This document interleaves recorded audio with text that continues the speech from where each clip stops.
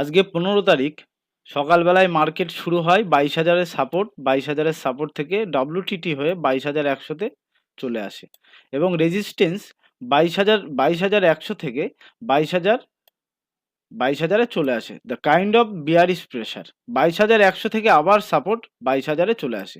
মানে সাপোর্ট যে সাপোর্ট 22,000 থেকে 22,100-তে গেছিল সেই সাপোর্ট আবার 22,100 থেকে 22,000-এ রিটার্ন করে আসলো এবং রেজিস্ট্যান্স সাইড 22,100 থেকে ভলিউম ওপেন ইন্টারেস্ট দুজনেই WTB হয়ে শিফটিং হয়ে গেল।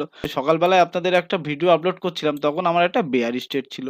ক্যালকুলেশন অনুযায়ী যেহেতু রেজিস্ট্যান্স টপ থেকে বটমে শিফটিং হয়েছে, শিফটিং হওয়ার পরেও কিন্তু রেজিস্ট্যান্স সাইড স্ট্রং হয়নি, সেই কারণে এক্সটেনশন অফ সাপোর্ট থেকে একটা কলের ট্রেড ইনিশিয়েট করি। 21,945-এ আমার কল অপশান বাই হয় 12টা 30-এ। তো এখান থেকে আমার কল অপশান বাইং হয়ে আমার ফার্স্ট টার্গেট বুক হয় 22,040-এ। তো